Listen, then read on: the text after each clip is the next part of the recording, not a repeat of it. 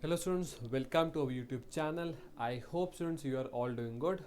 तो स्टूडेंट्स, आज की हमारी इस क्लास में हम लोग क्या करेंगे स्टूडेंट्स, करंट अफेयर्स का एक सब टॉपिक जो कि है समिट्स एंड कॉन्फ्रेंसेस। बहुत सारे इंपॉर्टेंट समिट्स, कॉन्फ्रेंस, उनके थीम्स, उनकी डेट्स, ऐसे क्वेश्चंस एग्जाम में स्टूडेंट्स काफ़ी पूछे जाते हैं। बस इसी टॉपिक को उठा के आज के हम क्लास रखेंगे। ये एक एमसीक्यू बेस्ड क्लास रहने वाली है। सारे क्वेश्चन स्टूडेंट्स आप लोगों को अटेम्प्ट कर रहे हैं। जिस एग्ज़ाम को हम फोकस में रखेंगे वो है एसएससी सीजीएल एग्ज़ाम, पर बाकी भी जो एसएससी एग्जाम्स हैं उनके बेसिस पे भी मैंने इन क्वेश्चंस को रेडी किया। ठीक है, तो ये एमसीक्यू बेस्ड क्लास रहेगी। तो स्टूडेंट्स, आपको सारे के सारे जो क्वेश्चंस हैं उनको अटेम्प्ट जरूर करना है। आपने ये वर्बली करना है, आपने ये पेन पेपर लेके करना है, जैसे आपको ठीक लगे। ठीक है, शुरू करते हैं स्टूडेंट्स। मेरा नाम है अभिनव जोशी। ठीक है, तो चलते हैं हमारे आज के पहले क्वेश्चन है। तो ना समिट्स और कॉन्फ्रेंसेस में थीम वगैरह पे बहुत क्वेश्चन आते हैं। तो क्वेश्चन है, क्या थीम है 53rd edition of the world economic forum, जिसकी एनुअल मीटिंग हर साल स्विट्जरलैंड के डावोस में होती है। तो इसको डावोस मतलब शहर जो है ये इस मीटिंग के लिए बहुत ज़्यादा जाना जाता है। ठीक है, तो स्टूडेंट्स आपसे यहाँ पर पूछा जा रहा है कि 53rd edition world economic forum annual meeting जो डावोस में रखी जा रही है उसका थीम क्या है।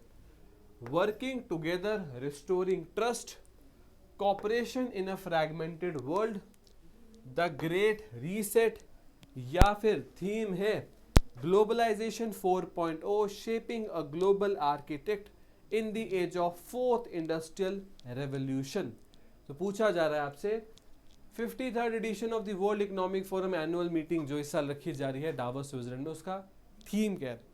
आई होप स्टूडेंट्स आप लोगों ने अपना आंसर वगैरह जो अटेम्प्ट कर लिया होगा। इस क्वेश्चन का बिल्कुल सही आंसर है corporation in a fragmented world. ये फ्रेगमेंटेड वर्ल्ड का असल में ये मतलब है कि जो दुनिया में इस टाइम पे डिविजन्स आ चुके हैं, जैसे एक यूएस और यूरोप का ग्रुप बन गया, एक रशिया चाइना ग्रुप बन गया, ये जो अलग अलग जगह पे ग्रुपिंग्स हो चुकी हैं, डिफरेंसेस आ चुके हैं। अगर इन ग्रुपिंग्स डिफरेंसेस में कॉपरेशन नहीं हुई तो दुनिया में एक बेटरमेंट नहीं आ पाएगा। ऐसा नहीं कि यूएस यूरोप अपना कर रहे हैं, बाकी कंट्रीज अपना कर रही, वैसे नहीं हो पाएगा। सबको एक साथ आना पड़ेगा। ठीक है, ये इस साल का थीम था। तो आप देख सकते हैं world economic forum 53rd edition Davos में शुरू हो चुका है। तो वर्ल्ड इकोनॉमिक फोरम ना कोई सरकारी या फिर ऐसा कोई इंटरनेशनल गवर्नमेंट ऑर्गेनाइजेशन नहीं है, G20 या G7 ऐसा कुछ नहीं है। ये असल में आप इसको एक प्राइवेट एनजीओ समझ लो, नॉन गवर्नमेंटल ऑर्गेनाइजेशन है। ये लोग जो वर्ल्ड इकोनॉमिक्स है उसको फोकस में रख के अपनी इस मीटिंग को हर साल रखते हैं और दुनिया के बड़े बड़े लीडर्स, इकोनॉमिस्ट इस मीटिंग्स को अटेंड करते हैं। ठीक है, इसलिए बहुत इंपॉर्टेंट होती है। आगे चलते हैं।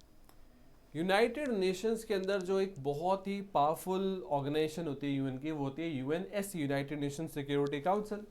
एक प्रिंसिपल ऑर्गन है यूनाइटेड नेशन का। ठीक है, पूछा जा रहा है यूनाइटेड नेशन सिक्योरिटी काउंसिल ने एक पाकिस्तान बेस्ड टेररिस्ट को डिक्लेयर कर दिया है एक ग्लोबल टेररिस्ट। तो इसमें इंडिया का काफ़ी बड़ा रोल है। हमने यूएन को काफ़ी पुश किया कि इस इंसान को ग्लोबल टेररिस्ट डिक्लेयर करो। और पाकिस्तान में 125 से ज़्यादा लोग ग्लोबल टेररिस्ट हैं। ठीक है, पूछा जा रहा है कि रिसेंट जिस इंसान को एक ग्लोबल टेररिस्ट डिक्लेयर किया है यूएनएससी ने, उसका नाम क्या है। मुल्ला उमर, जाकुर रहमान लखवी, हाफिज सईद या अब्दुल रहमान मक्की। तो यूनाइटेड नेशन सिक्योरिटी काउंसिल ने एक पाकिस्तान बेस्ड टेररिस्ट को एक ग्लोबल टेररिस्ट डिक्लेयर किया है। इसमें इंडिया का काफ़ी बड़ा रोल है। आपसे पूछा जा रहा है कि असल में उस टेररिस्ट का नाम क्या है। इस क्वेश्चन का जो स्टूडेंट्स बिल्कुल ही सही आंसर है मैं आपको बताता हूँ। आई होप आप लोगों ने अपना आंसर वगैरह जो उसको अटेम्प्ट कर लिया है। बिल्कुल सही आंसर है अब्दुल रहमान मक्की। मैं आपको दिखा भी देता हूँ। तो जैसे आपने देखा होगा कि यूएन, यूनाइटेड नेशंस जो वो तो बहुत बड़े एक क्या बोलेंगे उसको, हॉल टाइप एक जगह बहुत बड़ी। ठीक है, वहाँ पर क्योंकि 193 मेंबर्स हैं, सारी कंट्रीज़ की पूरी टीम आती है।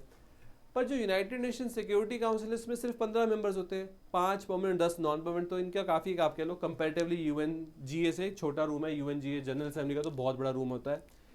तो यहाँ पर होती है यूएनएससी की मीटिंग। एक यूएनएससी में कमेटी होती है, इसको बोलते हैं 1267 ISIL दहशत एंड अलकायदा सैंक्शंस कमेटी। ये वो कमेटी है जिसने इस इंसान को एक ग्लोबल टेररिस्ट डिक्लेयर करवाया और इंडिया का काफ़ी पुश था कि इस पर्टिकुलर इंसान को एक ग्लोबल टेररिस्ट डिक्लेयर करवाया जाए। ठीक है, ठीक है, इंडिया का वो कौन सा, मतलब एक इंडियन सॉन्ग जिसको रिसेंटली बेस्ट सॉन्ग कैटेगरी में चुना गया गोल्डन ग्लोब अवार्ड्स 2023 में। तो आपने सुना होगा इस न्यूज़ के बारे में, बहुत फेमस हुई है। वैसे एक इंडियन मूवी जो ग्लोबल अवार्ड्स जो हो रहे हैं दुनिया भर में, जो अवार्ड्स है उसमें काफ़ी अच्छा परफॉर्म करी है, वो है RRR। आपने इस मूवी के बारे में ज़रूर सुना होगा। तेलुगु लैंग्वेज बेस है मूवी RRR। इसको बाकी लैंग्वेजेस में डब वगैरह जरूर किया गया, इंडियन लैंग्वेजेस में, ठीक है। अब इस मूवी का एक बहुत ही फेमस गाना असल में गोल्डन ग्लोब अवार्ड्स में बेस्ट सॉन्ग कैटेगरी में चुना गया। उस गाने का नाम क्या है? तो जैसे मैंने RRR बता ही दिया, तो आई होप इतना आप खुद ही देख सकते हो कि नाटू नाटू असल में वो सॉन्ग है जो गोल्डन ग्लोब अवार्ड्स में बेस्ट सॉन्ग का जिसको अवार्ड मिला, जिस गाने को बेस्ट सॉन्ग का यहाँ पर अवार्ड मिला, ठीक है। तो आप देख सकते हो जिन्होंने लिखा है इस गाने को, इसकी lines, RRR wins best song and golden globes in rare Hollywood awards triumph. मतलब यहाँ पर ये बोला जा रहा है कि ऐसा बहुत रेयर है कि इंडियन मूवी को इतना अप्रिसिएशन मिले। ट्रायम्फ मतलब एक बहुत बड़ी विक्ट्री, एक काफ़ी बड़ी victory, Triumph for Indian film industry, ठीक है। आगे चलते हैं। रिसेंटली विश्व हिंदी दिवस था, 10 जनवरी को होता है विश्व हिंदी दिवस। राष्ट्रीय हिंदी दिवस होता है 14 सितंबर को। विश्व हिंदी दिवस के साथ विश्व हिंदी कॉन्फ्रेंस भी रखी गई। विश्व हिंदी कॉन्फ्रेंस का थीम क्या था, आपसे यहाँ पर पूछा जा रहा है। क्या विश्व हिंदी कॉन्फ्रेंस का इस साल थीम था हिंदी जगत विस्तार एवं समानन, वैश्विक Hindi, Hindi traditional knowledge to artificial intelligence, या फिर हिंदी विश्व और भारतीय संस्कृति? पूछा जा रहा है इन चारों में से असल में क्या थीम था इस साल के वर्ल्ड हिंदी कॉन्फ्रेंस 2023 का। कोशिश करो स्टूडेंट्स इस क्वेश्चन को अटेम्प्ट करने की। आप लोग लाइव चैट में इसको अटेम्प्ट कर सकते हो, कमेंट्स में, जैसे आपको ठीक लगे वैसे आप इस क्वेश्चन को अटेम्प्ट कर सकते हो। इस क्वेश्चन का जो स्टूडेंट्स बिल्कुल ही सही आंसर है, तो इस साल वर्ल्ड हिंदी कॉन्फ्रेंस 2023 में जो थीम था वो था Hindi traditional knowledge to artificial intelligence. ये था इस साल का थीम, ठीक है। तो इस साल का जो विश्व हिंदी दिवस था उसके बारे में जान लेते हैं। विश्व हिंदी दिवस या वर्ल्ड हिंदी डे हर साल होता है 10 जनवरी को। हिंदी लैंग्वेज को पूरी दुनिया में प्रमोट करने के लिए इसको सेलिब्रेट करते हैं। जो राष्ट्रीय हिंदी दिवस है वो होता है 14 सितंबर को हर साल, ठीक है। जो विश्व हिंदी दिवस है पहली बार 2006 में इसको सेलिब्रेट किया गया। गवर्नमेंट के बहुत सारे इनिशिएटिव जो इंडियन गवर्नमेंट ने लिए ताकि हिंदी को इंडिया में भी प्रमोट किया जा सके और पूरी दुनिया में भी प्रमोट किया जा सके। इन इनिशिएटिव्स के बारे में अगर आपको जानना है तो आप बिल्कुल क्लास को पॉज करके एक बार इन इनिशिएटिव्स को पढ़ सकते हो, ठीक है। मतलब सेंट्रल गवर्नमेंट देखो एक चाहती है चीज़ कि इंडिया में एक लैंग्वेज ऐसी हो जाए जो सारी स्टेट सारी यूटीज़ में बोली जाए। जैसे बहुत सारी कंट्रीज, जैसे USA में आप 50 की 50 स्टेट्स में चल जाओ, इंग्लिश आपकी चल जाएगी, ठीक है। इंडिया में एक ऐसी लैंग्वेज नहीं, और कौन सी बन सकती है वो हिंदी बन सकती है, और अभी कोई ऐसी लैंग्वेज नहीं जिसके इतने ज़्यादा स्पीकर्स और बहुत सारी स्टेट्स में हो, ठीक है। ठीक है, हिंदी के बारे में बताया जा रहा है कि जो हिंदी लैंग्वेज का नाम है ये असल में एक पर्शियन वर्ड से आया है, हिंद। हिंद का मतलब होता है लैंड ऑफ इंडस रिवर। तो जैसे इंडस रिवर उसके आसपास का लैंड इंडिया के आज नॉर्थ में आपको ज़्यादा देखने को मिलेगा, इसलिए हिंदी लैंग्वेज भी नॉर्थ में आपको ज़्यादा देखने को मिलती है, ठीक है। ठीक है, अच्छा क्वेश्चन है। जैसा आपको पता है इस साल G20 की जो चेयरमैनशिप है, जो होस्टिंग है, वो इंडिया के पास है। बहुत सारी मीटिंग्स होने लगी है, पर जो मेन लीडर्स की मीटिंग होगी जिसमें दुनिया भर के G20 लीडर्स आएंगे वो तो सितंबर मंथ में होगी, ठीक है।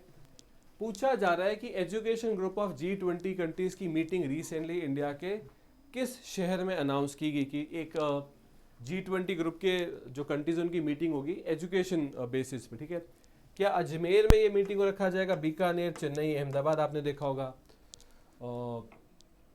उदयपुर में मीटिंग हुई, बेंगलुरु में मीटिंग हुई, दिल्ली में मीटिंग हुई। मतलब सेंट्रल गवर्नमेंट चाहती है कि इंडिया की सारी स्टेट, सारी यूटी, सारे बड़े शहरों में कोई ना कोई G20 मीटिंग ज़रूर रखवाई जाए, ठीक है। अब जो education group of G20 countries की मीटिंग है इसको रिसेंटली अनाउंस किया गया था in the city of Chennai. तो इस मंथ के एंड में इस मीटिंग को रखा जाएगा। तो first education group of G20 countries, इनकी मीटिंग 31 जनवरी से 2 फेब तक चलेगी। एक बहुत ही important Indian city, capital of Tamil Nadu, Chennai शहर में, ठीक है। आगे चलते, प्राइम मिनिस्टर नरेंद्र मोदी ने इनॉग्रेट किया प्रवासी भारतीय दिवस को। प्रवासी भारतीय दिवस के साथ प्रवासी भारतीय कन्वेंशन रखी गई थी इंदौर में। इस कन्वेंशन के चीफ गेस्ट असल में कौन थे? तो प्रवासी भारतीय दिवस कन्वेंशन इंदौर में रखेगी। जो ऐसे इंडियंस है, जो इंडियन कम्युनिटी के लोग जो इंडिया से बाहर रह के आज भी कोशिश कर रहे हैं कि India as a country grow करे, उनको असल में अवार्ड्स वगैरह देते हैं। ठीक है, इस कन्वेंशन में जो प्रवासी भारतीय अवार्ड्स हैं वो इन इंडियंस को दिए जाते हैं। इसके जो चीफ गेस्ट थे क्या थे? इब्राहिम मोहम्मद सोली, महातिर बिन मोहम्मद, मोहम्मद इरफान अली या फिर पृथ्वीराज सिंह रूपन। इनमें से कौन थे? प्रवासी भारतीय दिवस कन्वेंशन जो इंदौर में रखी गई उसके चीफ गेस्ट। मैं स्टूडेंट्स आपको इनका नाम बताता हूँ। इनका नाम है मोहम्मद इरफान अली। तो जो मोहम्मद इरफान अली है ना, असल में ये इनकी पिक्चर है, ये कंट्री है ग्वेना, उस कंट्री के प्रेसिडेंट है। तो ग्वेना कंट्री के प्रेसिडेंट इस साल हमारे चीफ गेस्ट थे 17th प्रवासी भारतीय कन्वेंशन के। इसको 8 से 10 जनवरी के बीच में रखा गया था। वैसे प्रवासी भारतीय दिवस 9 जनवरी को होता है। ठीक है, 9th जनवरी को।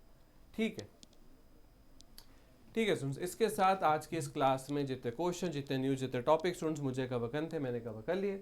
अब ये बहुत ही इंपॉर्टेंट चीज़, काफ़ी सारे स्टूडेंट्स को एक डाउट रहता है कि करंट अफेयर्स, जनरल अवेयरनेस के लिए कोई एक सोर्स नहीं मिल पाता, कोई चीज़ कहीं से पढ़नी पड़ती है, कोई कहीं से, बहुत प्रॉब्लम होती है।